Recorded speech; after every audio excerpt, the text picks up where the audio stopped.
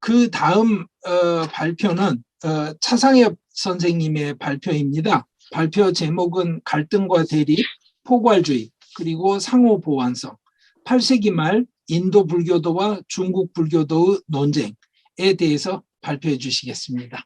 예, 차 선생님 천천히 준비를 해 주시고 발표해 주시면 감사하겠습니다. 네, 방금 소개받은 중국대 동서사람님으로서의 차상렬입니다. 네, 바로 이어서 시작을 하겠습니다. 예, 오늘 제가 발표할 주제는 갈등과 대립, 포괄주의 그리고 상호 보완성이라는 그런 맥락에서 인도 철학이나 인도 불교에 있어가지고 상당히 중요한 악유 중에 하나가 이제 인클루시비즘이라고 하는 포괄주의인데, 그 포괄주의 맥락이 단순하게 인도에서만 아니고 8세기 말에 티베트에서 벌어진 인도 불교도와 중국 불교도는 보통 우리가 이제 쌍면 논쟁이라고 알고 있는 그 부분에 대해서 제가 그 명칭은 쓰지 않았습니다. 왜냐하면 오늘 논의를 진행하면서 그 부분에 대한 여러 가지 다른 해석의 가능성들이 있을 수 있고, 이 세 가지 해석의 틀을 가지고 그런 프레임을 가지고 한번 살펴볼까 싶습니다.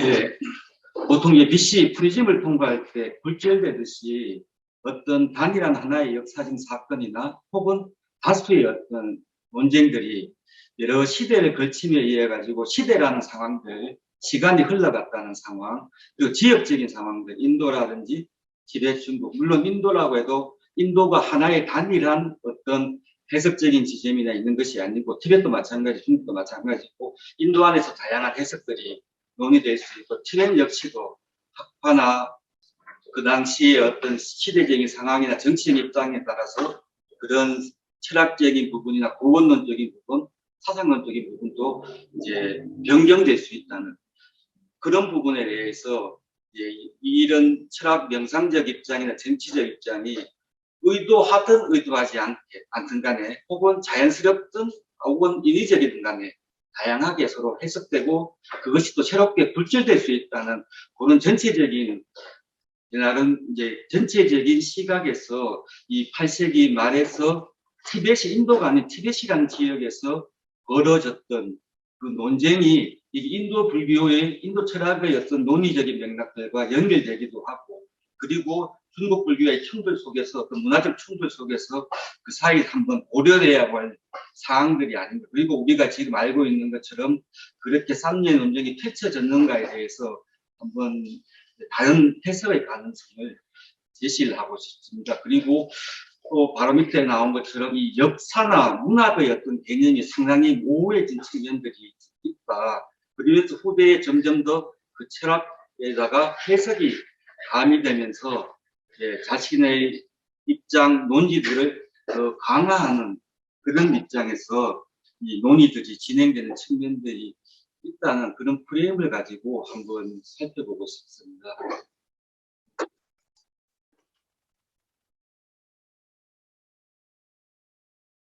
이 논쟁, 이게 제 앞부분도 얘기가 특별하게 쌍례라고 그 논쟁을 명칭을 붙이지는 않습니다.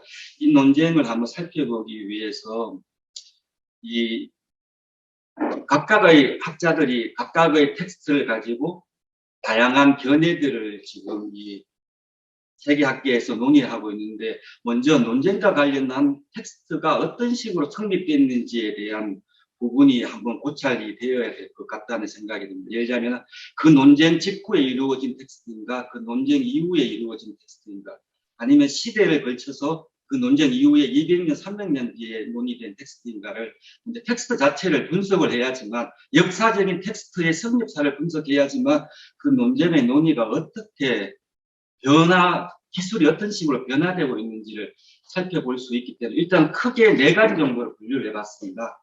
하나는 도난 한문 사본에서 나오는 기술적인 사항들, 아마 그 논쟁 직후에 성립되었다고 추정되고 있습니다. 그 다음에 도난 티베트 사본, 이 도난 티베트 사본은 보통 도난 한문 사본 이후에 8세기 말 9세기 정도에 성립됐다고 보는 사본들입니다. 그 다음에 산스크리트 문헌, 까말라 신라의 산스크리트 문헌 등이 이 논쟁에 대해서 직접적으로 다루고 있다고 전통, 후대에서 혹은 티벳 역사가들, 티벳 사상가들, 그리고 후대의 이 현대학자들이 논의들을 진행을 하고 있습니다. 그리고 후대 티벳 역사서와 문헌이 있어. 예를 들자면은 굿벤이 쓴 역사서, 혹은 이전에 재상으로 썼던 바시 가문의 그 논쟁에 대한 기술들, 이런 것들 텍스트가 어떤 식으로 시대적으로 성립했는지에 따라서 그 기술이 과연 우리가 알고 있는 이 상황에 대한 기술과 맞아떨어지는가, 그리고 지금 학자들이 얘기하는 기술들과 과연 완전히 부합하는가에 대해서 텍스트 층을 나누어서 분석하는 방식을 한번 사용해 보고 싶습니다. 그러면서 이 논쟁과 관련한 기술이, 진술이, 설명이 어떻게 변화하는가를, 예, 그 흐름들을, 기술이 변화하는 측면들을 한번, 예, 분리해서 나누어 보고 싶습니다. 그러면서 이 터미널로지, 이 수어가 과연 동일한 맥락에서 사용되고 있는가, 예, 그러면서 이 수어가 동일한 텍스트 내에서도 과연 동일하게 전개되어 있는가, 그런 부분들. 예를 들자면 용어가 관심이라고 하는 이 중함자 용어, 불사불관이라는 한자 용어들이 과연 이제 그 3년 논쟁과 관련해서 텍스트의 층에 따라서 사실은 그 용어가 초기에 나오는 부분도 있고 후대에 나오는 부분도 있고, 그리고 후대에 또 삽입되어서 새롭게 다른 학파를 비판할 때 다른 용어들이 들어오면서 그 전에 중국 가상에 대한 언급들 자체가 비판적으로 덧붙여지면서 우리는 이후의 논의들을 초기의 논의로 또 착시하는 그런 현상들이, 예, 제기되고 있지 않는가라는 그런 부분을 한번 염두에 두고 살펴보고 싶습니다.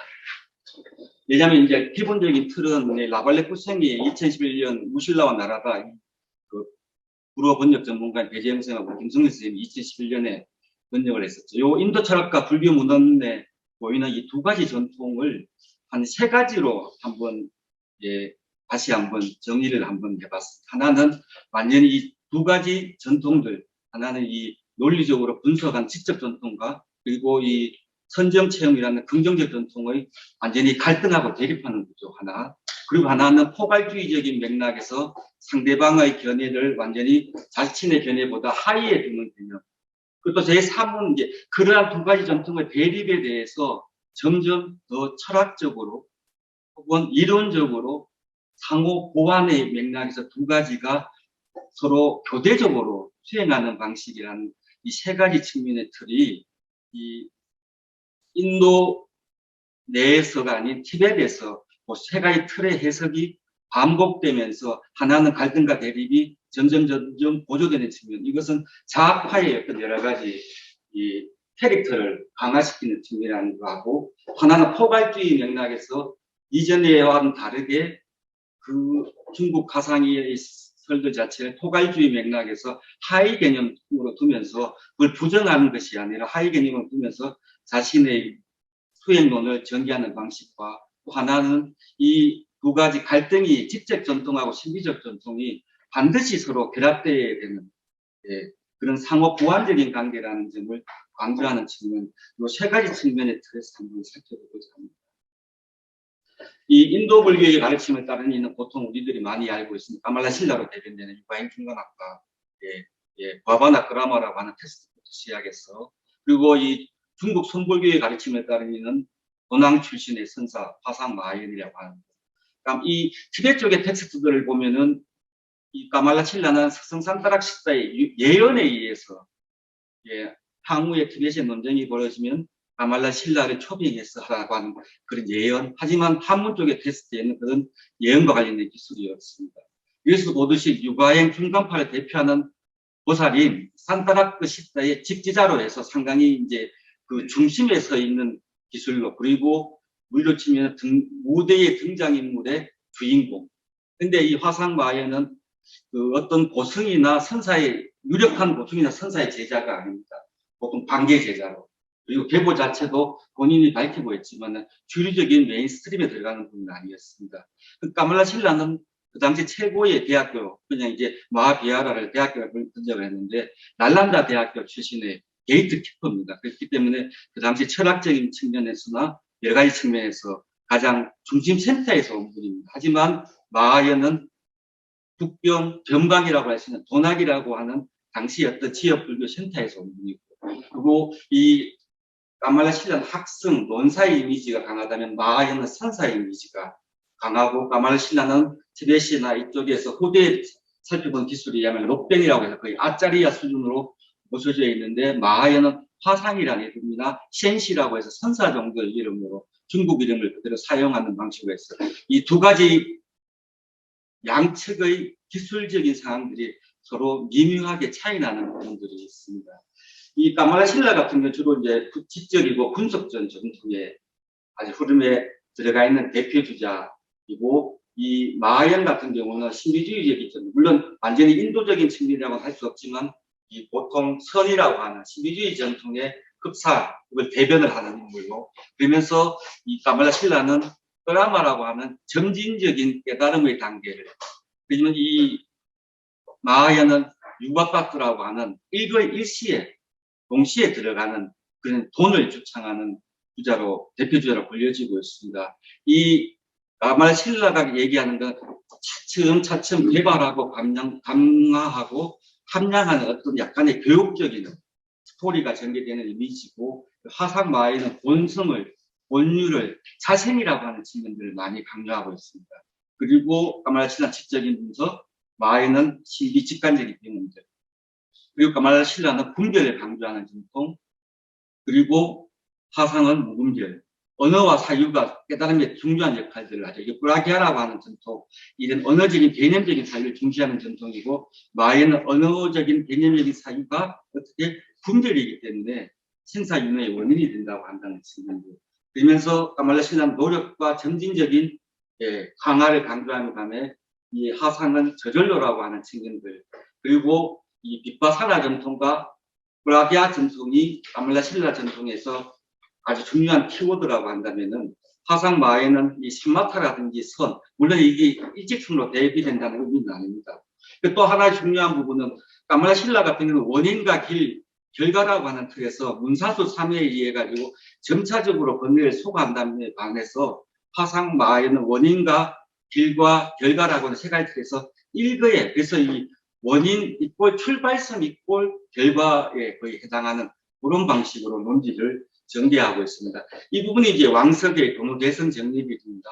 한문사관이 도난에서 발굴됐는데, 논쟁 이전, 논쟁 아마 직후의 사본이라고 알 수 있습니다. 이게 정확한 연도들이 나오고, 그게 보면 지금 이 사본에 나오는 바에, 사본에서 152 앞면하고 152B가 결랍되어 있습니다. 근데 아마 지금 한문 AB가 새로 발견된 종이 재질하고 똑같은 것이 발견된 것이 있는데, 그 부분이 지금 아직은 검토 중인데, 혹시라도 이 152A와 152와 부합한다면 아마 이 사본의 완전한 그 개전체가 이루어질 것 같습니다. 그럴 경우에는 아마 기존에 살펴봤던 금예빌이나 야오종이나 우가야마 다이슌이 검토했던 내용과는 약간의 그 차이가 날 수 있는 부분들이 있습니다.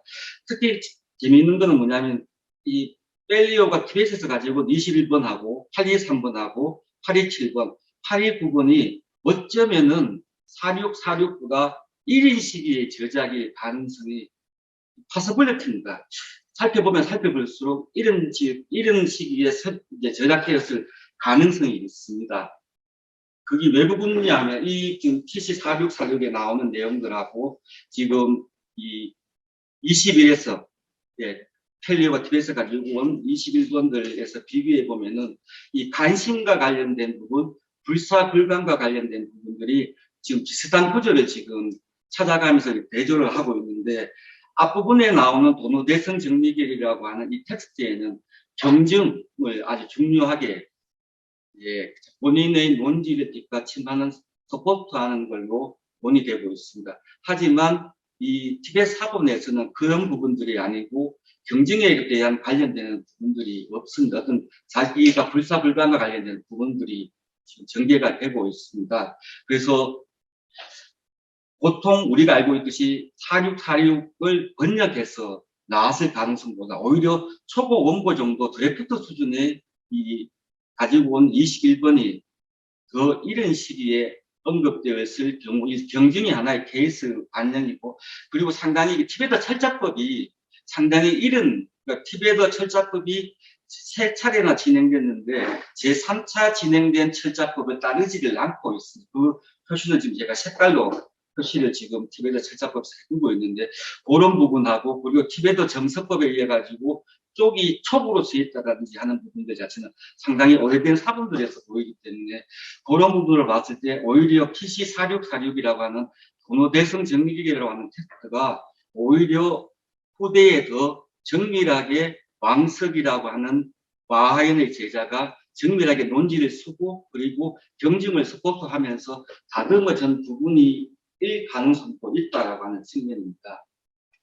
이럴 경우에 보면은 그 이유는 이제 앞부분에 얘기했듯이 이 도노대성 정리계의 논의 방식들은 주로 물음과 답함, 그리고 물음에 다시 재답함, 재물음 이런 방식으로 이루어져 있는데 이 티베트 사본에서는 물음과 관련된 내용들이 없고 그리고 그 앞부분의 물음에 대해서 다시 답하는 그 주로 자신의 이야기를 논의를 펼치하는 부분과 관련되고 경직이라든지 성언론과 관련된 부분들이 있지 않습니다.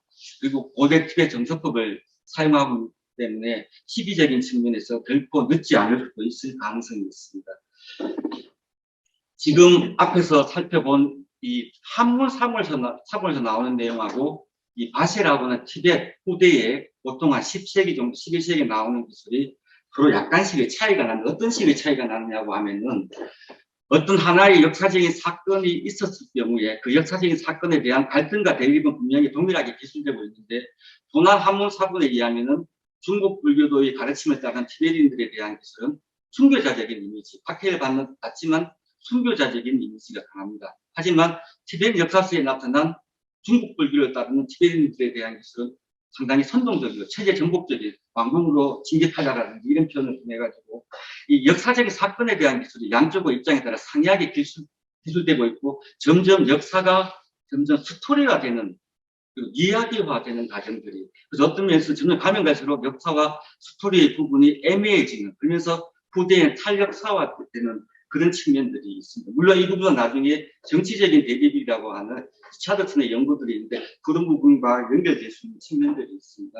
이건 이제 앞부분에 까말라 신라의 텍스트에서 나오는 강식이라고 하는 야습도 만냐때라고 하는 어떤 이에 대한 얘기죠. 여기서 명료하게 마하연을 이야기하고 있지는 않습니다. 그건 흥미로운 것은 후대의 바시에서 화상기 직례라고 해가지고 마하연의 설이라고 화상이 명료하게 들어갑니다. 그리고 서양에서 오베르밀러라든지 아니면은 폴 드네빌이라든지 후대의 라모트 같은 경우에 이런 화상 마하연의 설로 명료하게 밝히면서 군원지를 진행을 하고 있습니다.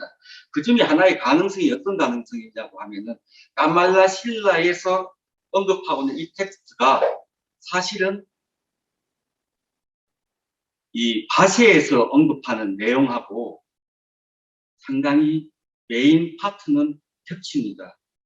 어떤 가능성이 있냐면은 오히려 후대의 티베트 역사가나 사사가들이 이 논쟁을 기록할 때 한문 사본과 달리 까말라 신라의 부하바나 드라마에서 그 중요한 모티브들을 가져왔을 가능성이 상당히 높습니다. 예, 이게 하나의 또 가능성입니다. 예, 그때 이 불사불관이라든지 아니면 마음의 분별이라든지 윤회와 관련되는 부분들 이런 부분들이 언급이 되고 있는데 이 부분들이 사실은 중요한 모티브는 수족차지의 모티브하고 연결된다는 측면. 근데 후대에 가면 갈수록 이 13세기의 저작에서는 후대에 가면 갈수록 어떤 내용이 나오냐면은 더 명료하게 밝힙니다. 스승 까말라 신라는 이렇게 물었고 중국 가상 마이는 이렇게 대답하였다. 라고 하면서 중국 가상의 텍스트들을 5가지를 언급합니다. 그러면서 새로운 이야기를 덧붙입니다. 하얀색의 만병통치약. 우리로 치면 이 가르침은 만병통치약, 마치 저작간에서 모든 병을 다 고칠 수 있는 만병통치약으로 얘기되고 있지만 실제로는 그런 가르침은 까말라 신라의 말에 의하면 비유와 의미에서 논리적으로 인정될 수 없다는 그러면서 까말라 신라가 마하연에 이겼다는 그러면 구체적인 등장인물들이 후대에 삽입되기 시작합니다. 그러면서 이 사카반타 같은 계통에서는 이제 이 중국 화상 마하연의 하얀색의 만벽 통치학을 따르는 가르침이 티벳에서 커지고 있고, 그 티벳에서 커진 이 딴트릭 전통에서의 마하무드라 수행은 인도 불교 전통을 기원하고 있지 않다라고 하면서 이 간법바의 수행을 바로 중국 화상의 수행과 직결시킵니다. 그때 간법바의 수행이 이제 마음 선천적이고 순수한 마음을 그대로 직면한다고 하는 생모 책바라고 하는 수행, 혹은 샘똑바라고 하는 이 수행론이 바로 화상 마인이 보통 우리가 도노대성 정리기에서 나오는 간심이라고 하는 수행. 왜냐하면 이 티베트 도낭사본, 벨리어 도낭사본에 의하면 이게 셈나떼바로 얘기되고 있는데, 이 셈나떼바의 가르침을 바로 간법바의 수행 방식으로 비판을 하게 됩니다.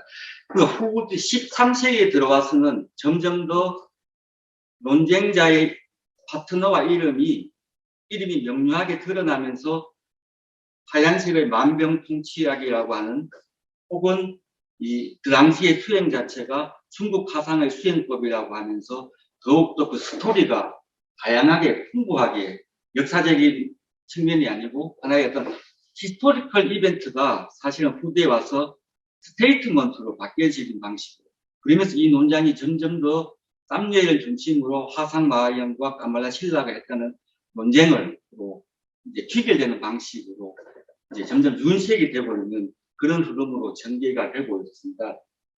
또 하나씩 18세기 텍스트인데, 18세기 텍스트에서는 이 앞부에 봤듯이 작가 반디타가 그 전에 수행론을 비판할 때 그 당시 상당히 강력한 서로 정치적인 라이벌이고 경쟁자였던 까규학파, 다코까규파의 수행법을 어떻게 이건 중국 화상의 수행법이라고 하면서 인도 불교에 기분을 두고 있지 않기 때문에 사실은 붓다의 가르침이 아니라고 아주 비판하면서 이제 이렇게 충돌과 대립을 강화시키는 방식으로 갔다면은, 지금 이 채왕 노르부라는 사람은 흥미롭게도 이 화상 마인의 가르침을 까말라 신라가 주장했던 임기의 방식의 위에 단계에 둡니다.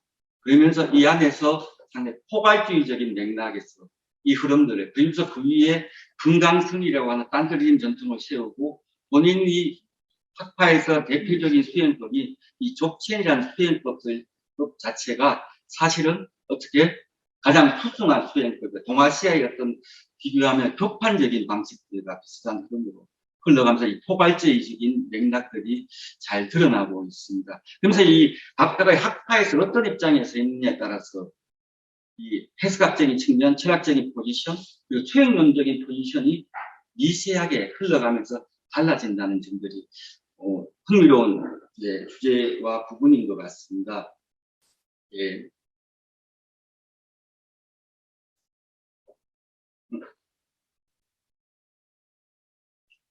또 키가 안 먹히네요. 예. 근데 이 상호 보완성이라는 측면에서, 상호 보완성 측면에서 보면은 이 후대의 갤룩파에서, 샤카파에서 이런 맥락들이 있었는데, 특히 그 둘을 결합하는 이 방식들 자체가 나중에 이제 요가행자의 직접적인 지각하고 연계되는 방식으로 설명들을 하고 있습니다. 이 갈등과 대립이라는 팽팽한 긴장감은 특히 이 한문 그리고 티벳에서 도남에서 발견된 티베트 사본에서 그런 긴장감이 아주 팽팽하다라고 한다면은, 닝나파에서 봤던 그 채왕 노르부 같은 경우는 포괄주의적인 맥락에서, 그리고 이 부하바나 그라마나 아니면 난림 채모 같은 계통에서는 이 상호 보완적인 지간 상무의 측면에서 그런 이론적인 틀을 만들기 위한 노력들을 했다는 거. 결론은 사실 이겁니다. 논쟁은 어떤 그 주장과 반박, 대답들이 계속 이어지면서 상대방의 논지를 오히려 타파하는 게 아니고 공부하면서 자기의 입장이 그게 철학적인 면, 수행론적인 면이 변화되는 측면으로 연결된다.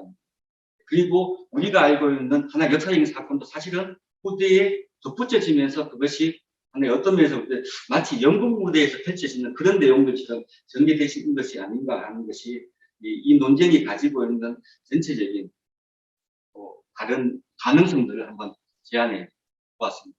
예, 조금 늦었습니다. 예, 감사합니다. 예, 재미있는 발표 감사드립니다, 선생님. 쌈예 논쟁에 대해서는 뭐 극단적으로 역사적인 근거는 없었던 사건이다에서부터 시작해서 그 교리상의 쌈예 논쟁을 굉장히 중요한 사건으로 이해하는 입장까지 양극단이 있는데, 오늘 차 선생님께서 그런 극단의 사이에 있게 될 현실이 무엇인지에 대해서 아주 짧은 시간 안에 굉장히 잘 정리를 해주신 것 같습니다. 역사적으로 어떤 지향을 갖고 어떤 변형이 일어났을지, 수용사가 어떠한지, 그리고 또 하나는 그걸 읽어낼 수 있는 현재 우리가 가진 자료들 상황까지 다 알려주셨는데요. 자, 궁금한 거 있으시면 여러분들 질문 편하게 해주시기 바랍니다. 아직 질문이 안 나오는 관계로 또 사회자의 특혜를 활용하여 제가 궁금한 거 여쭤볼게요. 그 간포파에 대해서 그 비판하는 대목을 선생님이 언급을 해주셨는데요. 이 간포파가 실제로 역사적으로 중국 계열의 그 관심 뭐 이런 지향성과 연관이 있어서 비판을 받은 겁니까? 아니면 티베트 불교 안에서 서로 학파적인 견제가 작용하고 있던 중에 비슷한 입장에 있는 간포파가 그 비판 대상이 된 것입니까? 이게 제가 하나 궁금한 거고요. 다른 거 하나는 아주 사소한 건데, 그 만병통치약 파는 것처럼 사기를 치고 있다라고 이야기할 때 왜 하얀색 알약을 이야기하는지 제가 좀 궁금합니다, 선생님. 예, 어려운 질문인 것 같아요. 이제 제가 모든 텍스트를 보거나 선행 연구도 참조하면서 이제 살펴본 내용들을 소개하자면은 그 당시에 이제 삭반이 활동했던 이 13세기가 사실은 이 중앙 티벳을 누가 차지하느냐. 단순하게 이게 교리적인 부분뿐만 아니고 정치적인 부분도 상당히 중요한 문제였거든요. 그때 이 간포파로 대기되는 가교학파, 닥포가교라고 하는데 그 세력이 엄청나게 강하고 그 세력이 강하다 보니까 그 가르침과 수행론을 따르는 부류도 사대 우리 지금 귀족 세력들부터 시작해서 일반인도 많이 따르게 되고 그리고 그런 부분에서 삭반 같은 경우에는 요 매치를 삭반이 처음 매치한 건 아닌 걸로 지금 계속 자료는 추적은 하고 있는데 삭반이 처음으로 그렇게 매치한 건 아닌데 후대에 와서 그때 삽가학파에서는 이 중원을 차지하는 맥락들, 교리적인 맥락에서 두 가지가 결합되면서 이 간포파의 앞부분에서 봤던 이 수행론이 마연의 수행론하고 연결된다는 관심의 방식으로 이 삽반 그 당시에 삭가학파에서 연결시켜서 비판을 하게 됩니다. 왜 인도 텍스트에서 마무다 수행론에 대한 건 경전에서 그렇게 설명하는 것들은 없다라고 하면서 경증의 방식과 그런 방식을 통해서 말씀을 하게 되고요. 그래서 실제로 후대의 이 삽반 이후에 가교학파에서 어떻게 되겠어 가만히 있지는 않죠. 그러면서 다시 또 반박을 하게 됩니다. 너가 뭘 몰라서 하는 소리인데 라고 하면서 다시 인도적인 증거들을 대게 되고 또 두 번째 맥락이 뭐였습니까? 선생님께서 말씀, 하양, 까르퍼 칙뚝이라고 하던데 그 관련된 내용들이 인도 의학 용어에서 마치 사성제가 인도 의학 용어에서 붓다가 빌려서 사용한 것처럼 원래 까르퍼 칙뚝이 진짜 이 백약이 까르뽀그라는 게 흰 백색 초거든요. 풀뿌리인데 이것이 병을 치료하는데 탁월한 방식으로 인도 의학서에서 사용했다는 기록들이 나오고 있는데 그런 전통들이 티베트 전통에서 연결되면서 나중에 마치 우리가 어릴 때 시골에서 제작관에서 뭐 이렇게 서커스 하면서 막 이 병은 모든 병을 다 거친다라 그런 식으로 하면서 상대방을 이제 비판하는 방식 사용되는 이 텍스트는 아마 그 대반열반경에서 이 백약과 관련된 그리고 가루다와 관련된 앞으로 지금은 짧게만 소개했는데 그런 맥락들이 그때는 부정적인 맥락들은 아니고 긍정적인 맥락에서 사용되는 부분으로 언급된 걸로 알고 있고 인도 의학 용어를 사용해서 사용된 걸로 이해하고 있습니다. 예, 감사합니다. 선생님 혹시 저 채팅창 보실 수 있으십니까? 지금 제가 따로 뭐 보이지는 제가 읽어드리겠습니다. 예, 지금 질문들이 여러 가지가 이제 나오게 되는데요. 첫째는 불사와 불관의 산스크리트는 무엇으로 볼 수 있습니까? 하는 작은 질문이 하나가 예, 있고요. 예, 그 다음 질문은 인도 불교 전통에서 위자나 계위 부정의 경우를 찾아볼 수 있습니까? 하는 질문이 있습니다. 세 번째 질문은 좀 긴 질문이어서 다시 질문을 읽어드리겠습니다. 예. 예.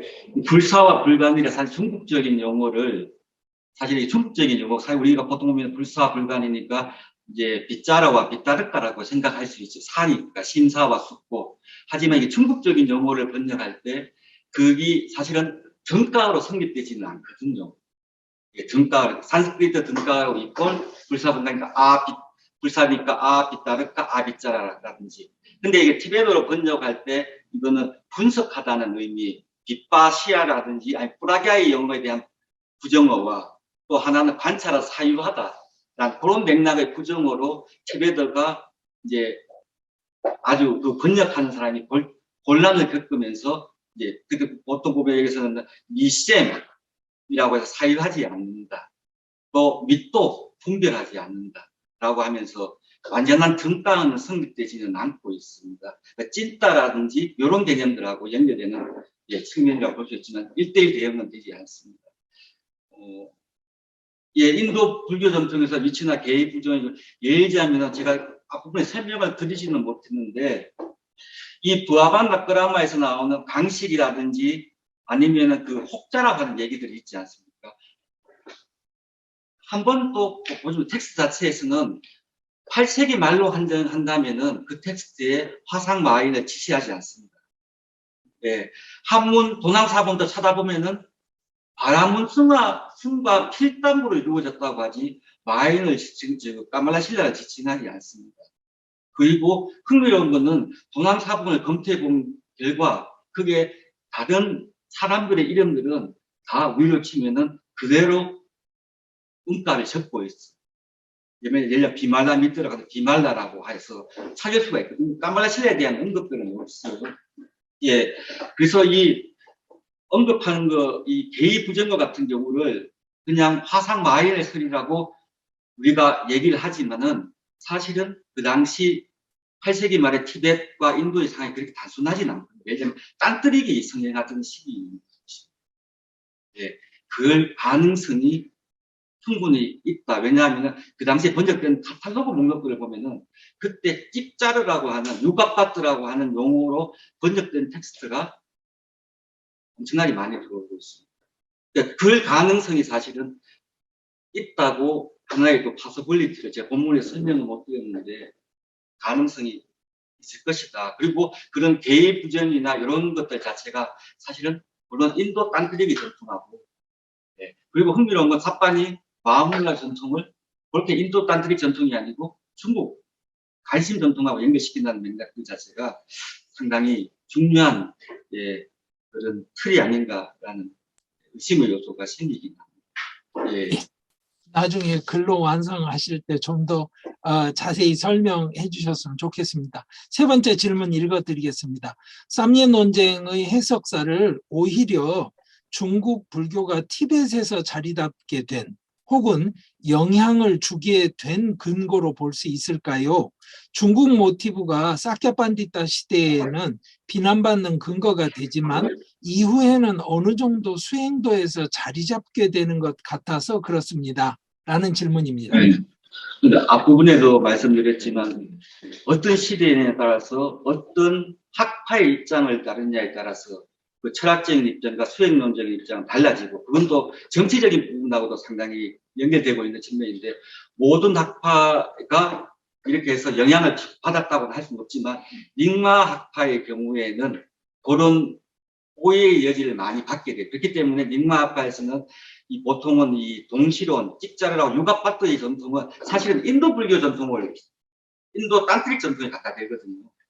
그러니까 채왕 노르부 같은 케이스는 상당히 다른 케이스입니다. 그걸 포괄적인 맥락에서 집어넣는 맥락이고, 근데 이 중국 모티브의 선적인 전통 자체가 최양 노르고 같은 닉마파도 극소수의 그런 수행승들은 이 전통들 자체가 어떻게 포괄적인 맥락에서 예, 흡수하게 되는 그런 측면들이 있는데, 만약 갤룩 학파에서 사카 학파에서 이런 전통이 영향을 줬다라고 하면은 어떻게 되겠습니까? 안 되는 거고, 현대에도 그런 여러 가지 갤룩이나 사카 학파의 스승들이 다르마 티칭들을 할 때 그분에 대해서는 명백하게 그 까밀라 신라를 이야기를 하면서 명백하게 비판하는 주제. 근데 어떤 철학자의 포지션이냐, 그리고 어떤 입장에 있느냐, 어떤 지형에 소속되어 있냐에 따라서 그 텍스트에 대한 이해도 마찬가지고 수행론적인 이해도 달라질 수가 있다는, 예, 그런 부분들이 있는 것 같습니다. 예, 감사합니다. 차 선생님, 다시 한번 좋은 발표와 답변에 감사를 드립니다. 오늘 일부 발표, 좋은 발표해 주신 선생님 네 분들 감사드리고요.